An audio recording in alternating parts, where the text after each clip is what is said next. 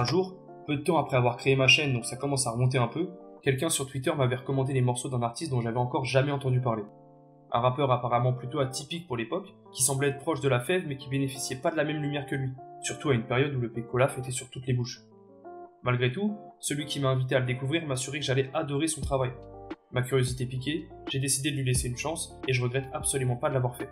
Je l'écoute pas en boucle, loin de là. Mais il y a toujours un de ces sons qui revient à la charge quand j'étais sur le point de m'oublier. Si je peux facilement me lasser de ce que j'écoute, c'est vrai, avec lui la lassitude elle a encore jamais frappé. Pourtant, je dirais pas que je suis un fan inconditionnel du gars. Cette écoute assidue au fil des années elle est surtout due à la diversité de l'artiste et au fait qu'il soit pas surproductif, donc aucun risque d'overdose. Même s'il a sorti 2 projets en 2023, j'ai jamais l'impression que ce soit forcé. Tout est là parce que ça doit être là, et c'est avant tout pour lui je pense. Alors, je sais pas ce qui devient, je vois peu de gens en parler, et les seules nouvelles que j'ai de lui, c'est les quelques pépites qu'il veut bien nous partager de temps en temps. Mais vous inquiétez pas, c'est pas très grave, on va se plonger ensemble dans l'œuvre de ce rappeur que j'ai encore du mal à définir aujourd'hui, et voir en quoi il est si exceptionnel. Bienvenue dans l'univers de Sad & Solo, let's go. Go, go, go, go, go, go, go, let's go. Go, go, go, go, go, go, go, let's go. Go, go, go, go, go, go, go, let's go. Go, go, go, go, go, go, go, let's go. Pour commencer, il faut savoir que Sad & Solo, c'est l'un des rares artistes francophones que j'ai connu uniquement par la musique. J'avais écouté quelques-uns de ses morceaux sur Spotify et absolument rien d'autre. Ok, j'ai dû aller voir un clip ou deux par curiosité, mais sans même en avoir conscience, je m'interdisais strictement de consommer autre chose que sa proposition musicale. Pour moi, elle était déjà largement assez complète par le son, et ça fait que j'ai un regard assez subjectif sur le personnage. Encore aujourd'hui, je le vois comme une voix insaisissable qui vient m'accrocher l'oreille de temps à autre. Le mec est danseur à la base. Il a fait ses armes entre les planches du conservatoire et les battles de hip-hop. Donc comment vous dire qu'il vit la musique, physiquement, viscéralement, et transmettre une émotion ou un mouvement à travers ses morceaux, c'est presque naturel pour lui. Oh les mains, c'est un hold-up, baby, oh les mains, yeah. Oh les mains, big whip, des gars sans les freins, yeah. Oh les mains, j'suis dans l'écran, j'fais des va-et-vient, yeah. Oh les mains, brand new switch dans le sac à main, yeah. Sad & Solo imagine ses sons avant tout pour les jouer sur scène. C'est sa méthode créative. Presque comme s'il peignait déjà un visuel avec sa voix et toute la production sonore qu'il y a autour. Donc j'avais pas forcément besoin de clip, moi. L'histoire est parfaitement mise en scène dans ses sons et j'avais déjà tout en tête. Sans surprise, il nous transmet cette envie de bouger, cette hyperactivité de danseur. Quel que soit le thème, ça bounce en permanence. Et je vous mets au défi de pas secouer la tête sur un de ses projets. Pourtant, malgré cette impulsivité, on sent qu'il y a beaucoup de réflexion dans ses morceaux. Rien n'est laissé au hasard. Ça passe évidemment par une certaine science du son, entre autotune, instruments et baby voice, mais aussi par des paroles difficiles à cerner, qui nous poussent à creuser ses textes et à en décrypter certaines références. Et ça perturbe l'auditeur. Il y a un effet de surprise et de mystère quand tu te penches sur ces paroles. Manette en main, je suis à fond dans un train, je perds pas mon temps sur des petits boys 10. Nous on a faim, je mets les gaz et le plan, je suis en 3060 et en 2010. Aïe, wow, ils font la tête pour couper des baskets, j'ai l'USB en main quand je pull up dans ta fête, t'appelles le numéro et ça sonne, je sais pas ce. Bien sûr, pour s'autoriser des propositions aussi atypiques, vous vous doutez bien que Sad & Solo a hérité d'une culture musicale gigantesque. Grâce à son père d'abord, un mélomane fan des Stones au goût bien tranché qui qualifie lui-même de digger, mais aussi par le biais de tout ce qu'il a pu ressortir de son passage par la danse. Entre le rap et plus largement tous les styles qui lui tombaient à l'oreille, ce qui est le plus marquant c'est qu'il fait pas de distinction entre tout ça. Il n'y a pas de hiérarchisation des genres, et sa curiosité sans limite a pu la franchir de toutes les frontières possibles. Il a déjà pu citer plusieurs références comme les Black Eyed Peas, Tupac, ou encore Lil Wayne qui a marqué son adolescence. Mais il se revendique aussi du jazz, du R&B, de la soul, ou même du reggae. J'ai vu beaucoup ressortir le nom de Childish Gambino et surtout de Steve Lacy dans ses interviews, qui est l'une de ses plus grandes sources d'inspiration. Ça me fait grave plaisir parce que j'adore cet artiste, et je suis pas étonné de le retrouver à mort dans le taf de Sad & Solo, sans que ça soit vraiment explicite. Bébé veut du cash flow. Bébé veut du cash, donc la monnaie m'appelle. La monnaie m'appelle. Yeah. Bébé veut du cash flow. Bébé veut du cash, donc la monnaie m'appelle. La monnaie m'appelle. Yeah. Ses différents voyages quand il était plus jeune, ballotté à travers plusieurs pays d'Afrique avant d'arriver en France, ça a aussi forgé cette ouverture musicale et artistique. Une oreille qui a été éduquée à n'avoir peur d'aucune sonorité et qui laisse la part belle à sa créativité. D'ailleurs, c'est un vrai créatif, au sens le plus propre du terme. Il a évidemment pu s'adonner à la musique et à la danse tout au long de sa vie, mais il a rapidement dû s'initier à d'autres arts pour pallier au manque de moyens. Alors avant d'inviter des beatmakers comme Skuna ou Brodinski dans son environnement, il avait pris pour habitude de tout faire tout seul, du son à la photo, et ça lui a permis de partager sa vision et son univers comme lui l'entendait. Seul, ça rappelle son blaze d'ailleurs, Sad & Solo. Mais est-ce qu'il est triste pour autant? C'est vrai, avec un tel nom, j'ai d'abord pensé que j'allais écouter un mec meurtri par la vie, un écorché au paroxysme du mélodramatique, mais j'ai été ultra surpris de ressentir une vibe positive et solaire se dégager de son œuvre, sans aucune exception. Alors pourquoi avoir choisi ce blaze? En fait, Saden Solo, ça remonte à sa situation passée, où pour le coup il était vraiment seul et triste. Il faisait ce qu'il pouvait pour pas s'enfermer dans la dépression, passant par toutes sortes d'activités manuelles, et un jour c'est la musique qui a pu lui occuper l'esprit. Il s'inscrit donc sur SoundCloud, trouve un pseudo à la hauteur de ce qu'il pensait représenter à l'époque, et il l'a gardé en souvenir de cette passade difficile. Pourtant, en créant du son, il n'avait pas pour objectif de se lamenter. Alors au lieu de se conforter dans le mal-être et dans la narration accablante de ce qu'il subissait, il préférait se détacher totalement de cette position de martyr, et si besoin, évoquer le sujet avec le sourire. En slow-mo, je vais au vent même s'il fait pas beau. Je suis dans la piscine, je vais faire un saut et je me mets au frais même s'il fait pas chaud. Je veux mon sang sur les mains, c'est impossible. Non sur ma couche mais je perds pas mon faux. Quand sur les mains, je suis sur scène et je bouge. Le son à fond quand je tape à la rouge. Je coule la corde et je mélange la pochette. Le retour de la sauce, c'est ma faute. Il faisait le malin, on est dans la fauche. J'ai mis tes deux mains en l'air si t'as déjà été. Il a beau ne pas se servir de la musique comme d'un exutoire, qu'il le veuille ou non, il y a une certaine solitude qui se dégage de son œuvre. Pour moi, ça vient surtout de sa voix qui résonne en permanence. Je surinterprète peut-être, mais c'est comme si à travers cette résonance, Saden Solo cherchait à pallier la solitude, en se répondant à lui-même, par l'écho. Pourtant, je dirais pas qu'on en ressort de la tristesse. Être seul, c'est pas forcément un mal en soi. Ça provoque une certaine mélancolie chez l'auditeur, c'est sûr, mais on est encore très loin du cri de désespoir. Et cette résonance, elle est d'autant plus marquante quand quelqu'un est là pour s'y confronter. Saden Solo est automatiquement reconnaissable, quel que soit le feat. Wow, sur la manette c'est on side, let's go. Pull up chez moi pour un fight. Pull up comme Rico en l'air sur le flight. J'suis dans la maison en vrai toute la night, yeah. J'suis sur le mic, j'suis dans la salle et je cherche la faille. Nous on évite la paille, on veut faire de la maille. On va tout faire à fond, on y croit, c'est normal. Pull up, pull up, pull up. Tu parles souvent mais pas trop quand on show up. J'suis dans un écran, un train ou les deux. Et j'me concentre à fond sur la plage quand ça shoot up.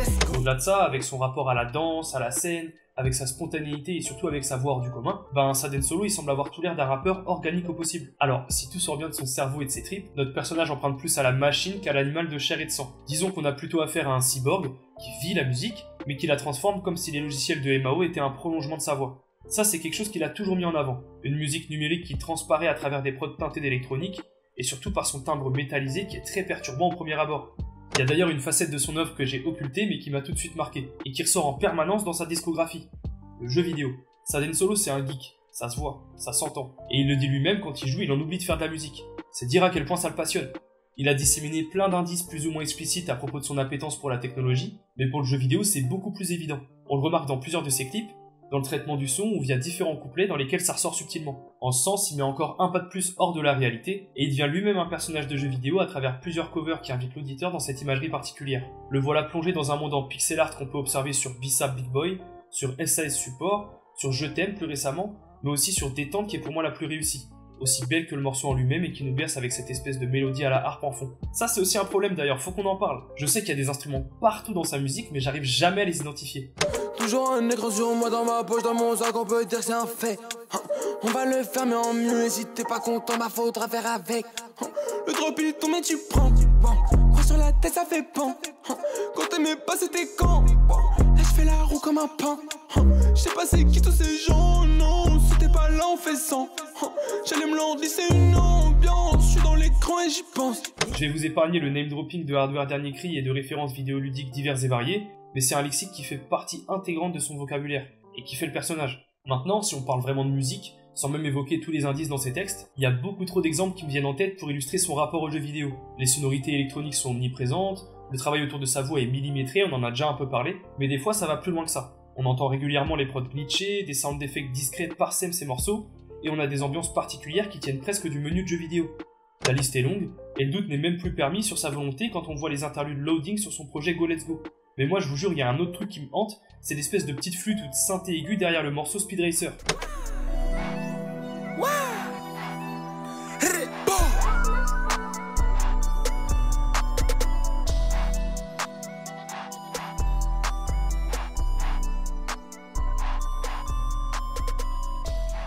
J'ai vraiment l'impression d'entendre une soundtrack de RPG sur NES, un vieux Final Fantasy ou quelque chose de mon enfance que j'arrive pas à identifier. J'ai même pensé à la musique d'Astrup sur Dofus 1.29, mais ça je crois que je suis juste matrixé. Et ça c'est quelque chose que je ressens énormément à travers ses projets, surtout à ses débuts. Bon ok, je suis peut-être dans l'extrapolation comme d'hab, mais j'étais content de voir quelqu'un tenter de lier la musique avec un autre univers que j'apprécie. D'ailleurs, si certains doutent encore de sa passion pour le milieu, j'ai lu quelque part que son jeu préféré c'était Outer Wild, un titre indé qui tombe pas forcément entre toutes les mains. C'est vraiment un homme de goût. Et en vrai, ça fait totalement sens quand on s'intéresse à la musique de Saden Solo. Je vais pas m'éterniser sur l'histoire du jeu, mais je le rejoins à 100%, c'est un joyau vidéoludique.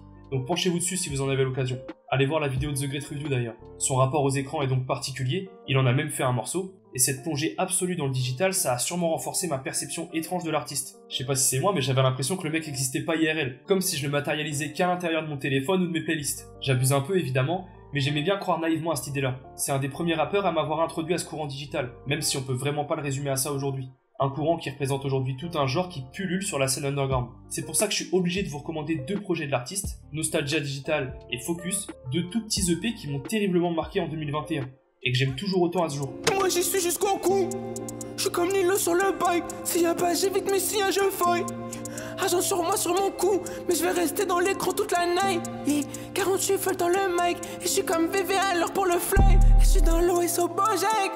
Tunnel Vision et sur Kodak. Yeah. Pour se brancher, faut un gros jack. Yeah. J'ai les cheveux au vent sur un Zodiac. Yeah. Bojack, c'est vraiment ma pépite de Sad & Solo. Je sais pas pourquoi, c'est le morceau que je lance à chaque fois pour essayer de le faire découvrir à mes potes. Je force un peu, mais c'est pour moi l'essence même de sa musique, ou du moins de ce qui m'a plu chez lui. Entre instruments, autotune et baby voice stridente, des 800 000 bouncy, des sound effects invraisemblables, il y a tellement d'éléments contradictoires, mais le tout donne une mélodie folle, et j'ai encore du mal à comprendre comment il a pu rendre ça aussi harmonieux.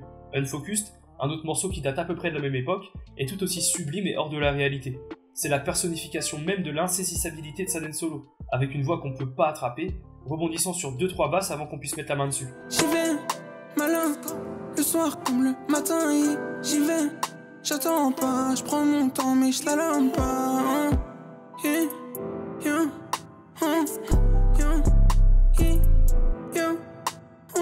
Si vous avez l'impression d'avoir déjà cerné le personnage et de le voir s'enfermer dans un créneau qui est finalement pas si original que ça, on va passer quelques minutes sur ses projets les plus récents.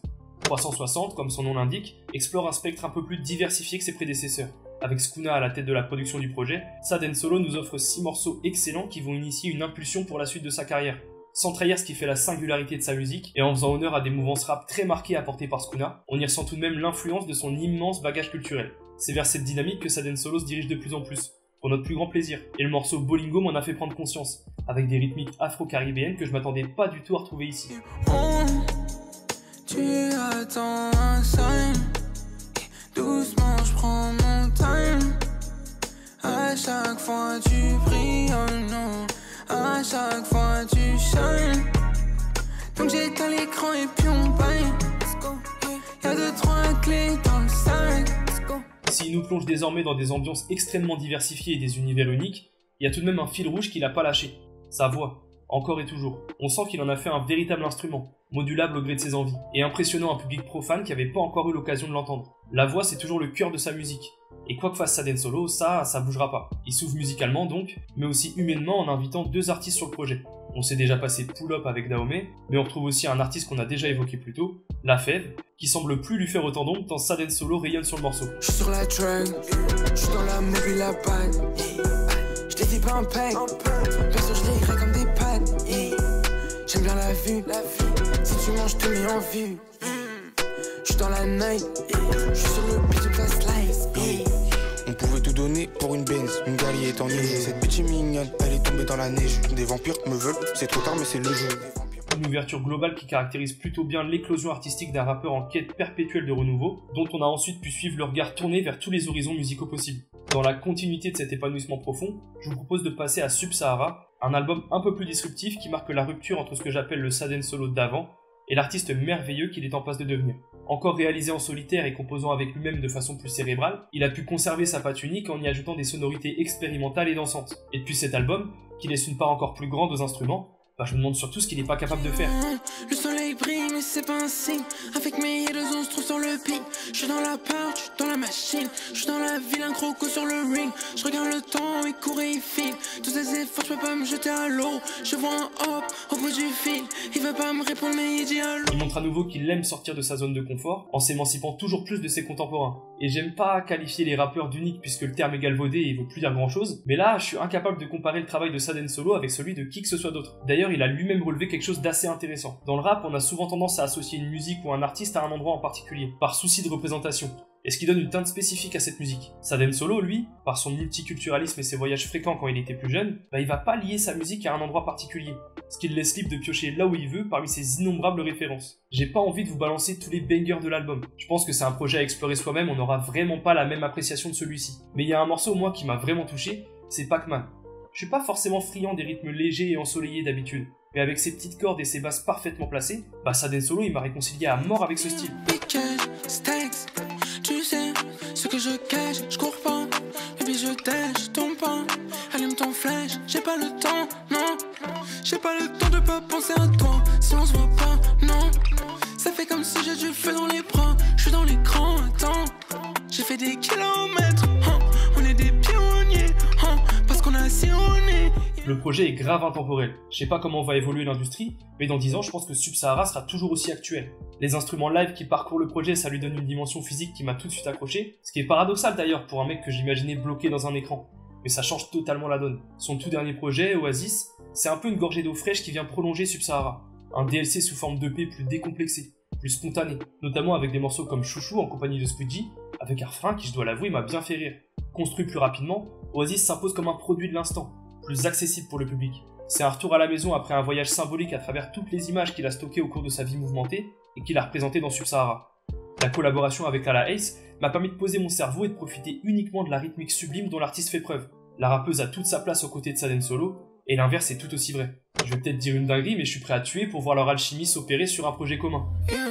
Yeah, young baby Ace. Je la fuck avec ma baby face. Pas de flacon, mais on a l'ivresse. We the best. Elle a le bac qui match l'impolitesse. Fuck la train, fuck le show business. Je aussi maman. De mes ventres, on est plus gentil. J'peux le cash, ta bitch la sentir. J'ai aussi à coin bas. Coca figure pleine comme Bambi. Cherche les virgules, pas les centimes. Fer de lance de la nouvelle scène rap francophone, ce projet instinctif et brut lui a permis de me surprendre à plusieurs occasions.